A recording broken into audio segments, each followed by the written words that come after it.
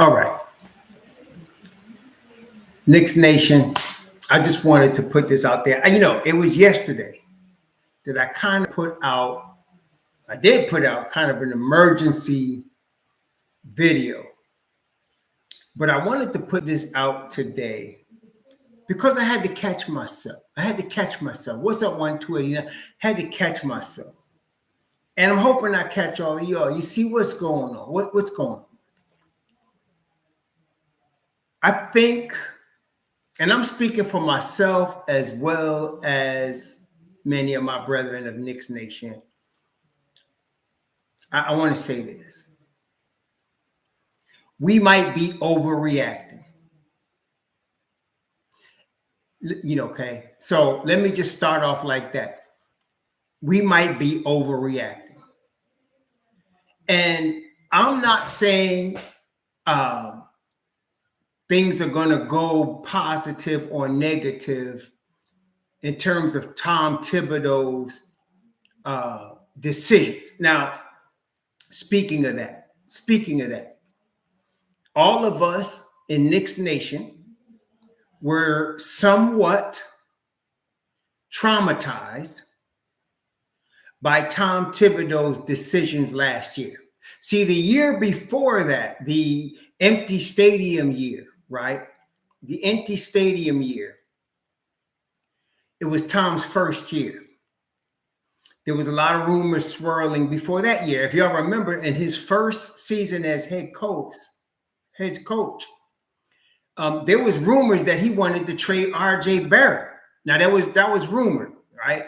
I'm not sure if it was true or not, because now Cam Reddish came out today was saying that Berman, who said Cam Reddish wanted out, was wrong.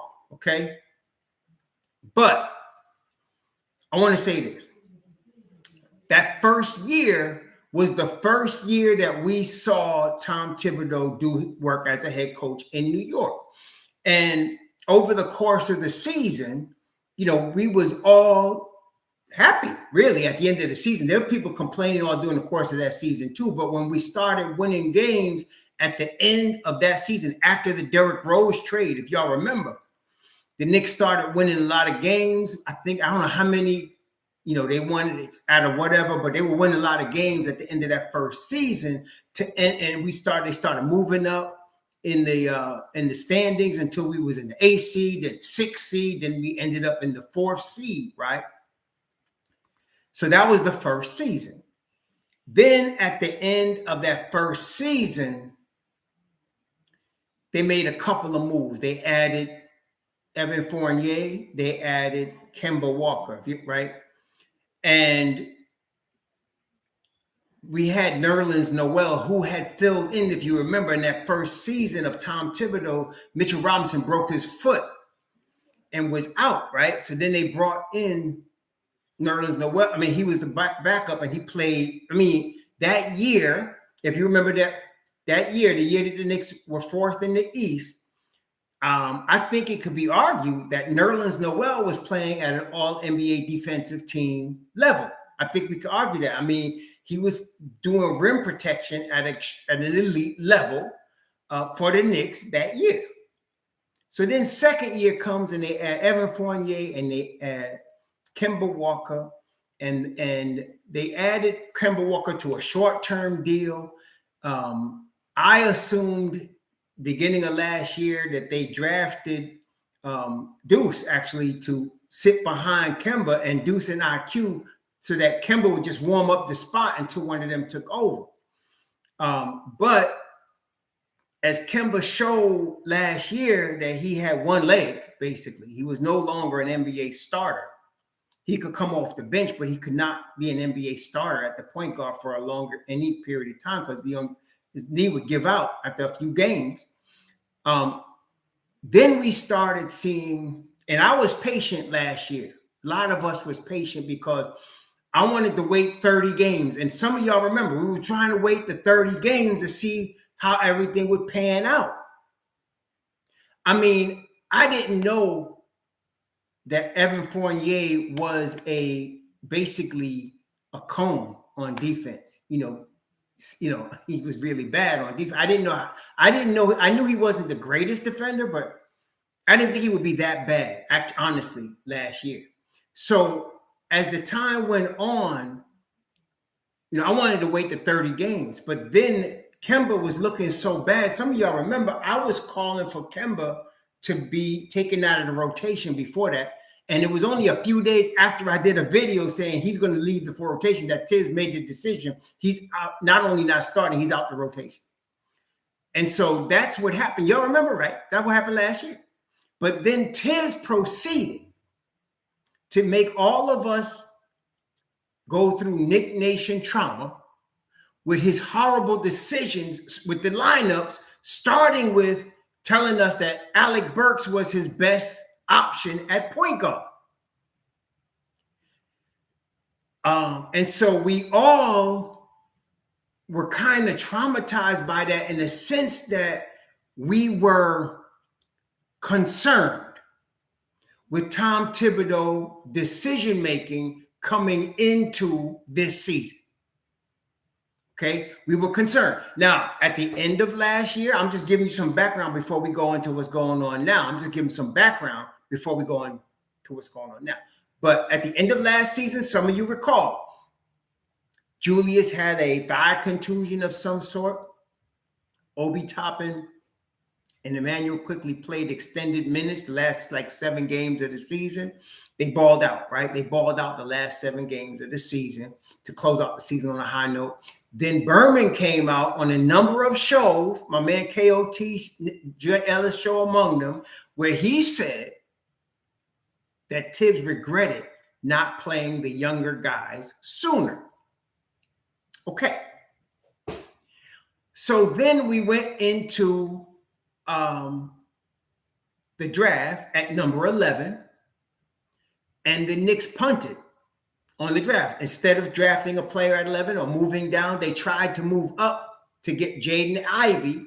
And as it turned out, as we all saw very clearly, that was the only player they want to move up to get. If they weren't going to get him, they pulled out and they traded the pick, and they ended up getting other protected picks for that number 11 pick, along with and they moved off of Alec Burks, Nerlens Noel, as well as Kemba Walker. So now, going into this season, I expected that if they weren't going to trade Cam Reddish, if they were going to I thought they would trade him to the Lakers because I felt like he would fit in the rotation next to LeBron in LA. And he would be a dynamic piece in the Lakers rotation. That was my thought. And with Berman reporting that the Lakers were interested in him at the last trade deadline, and the Knicks not moving on that, I thought maybe they would do it now because they were kind of stacked between Fournier, Grimes, RJ at the wing spot, and their IQ really is a two guard. So I thought they would be stacked, but they didn't move him. So when they did not move Cam Reddish, I thought, okay, they must have plans for him. They must have plans for him. He must be able to compete for a rotation spot this season. And then a lot of us, just a couple weeks ago, y'all remember, we were talking about our ideal starting 5. And the majority of y'all, including myself, wanted Cam Reddish at the 3, RJ Barrett at the 2, Jalen Brunson, Mitchell Robinson, and we all felt like de facto Randall would be there. We'd rather Obi, but Randall was going to be there at the 4. That's what we all were thinking. I mean, right? Some of y'all remember. So then this week, and we were all psyched because we expected a full competition for the minutes at the 2 because Brunson obviously going to be your starting point guard. Mitchell Robinson's obviously going to be your starting at the 5 spot. And then, of course, we knew again, Randall, if he's on the team, he's going to start at the 4. And then we knew RJ was starting. We just wasn't sure if it was going to be 3 or 2. I believe, and this is where we are today, I believe we might be jumping the gun a little bit.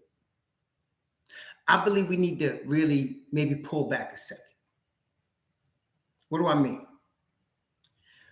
Well, I think we all expected Tibbs to make an announcement of open competition for that 2 spot. I think we all expected that. And what his quote was, and let's go back to what he actually said. I wish I had pulled it up. I didn't pull it up here, but he said, "We'll see," because we're deep at that position. Then someone asked him. He didn't come out and volunteer. People act like he just volunteered. No, somebody said, "So does that make Evan Fournier the front runner?" And he said, "Yeah, you could say it, yeah."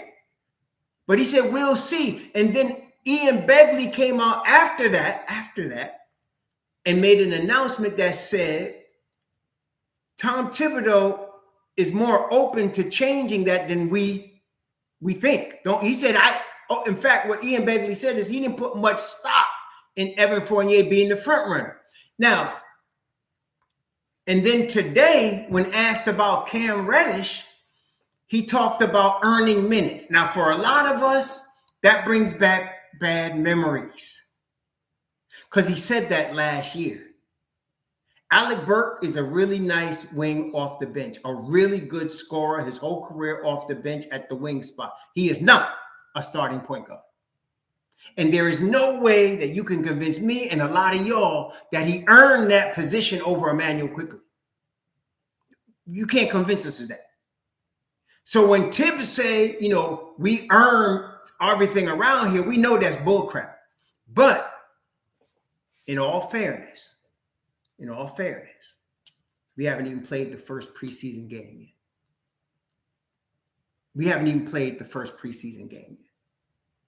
You're hearing me.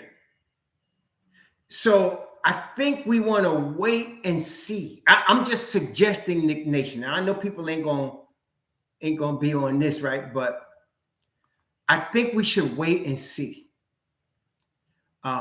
Because let me say this. Doesn't it make sense in a Thibodeau mind system that how the last year end up is how you're going to start this year? In other words, your starting 5 at the end of last year, the team you put out there, minus Alec Burks, because now you got Brunson, is going to be who starts out in the, what's the word I'm looking for? In the depth chart. In your depth chart, you're not going to start out telling Evan Fournier you're behind Grimes. That's not how Tibbs does it.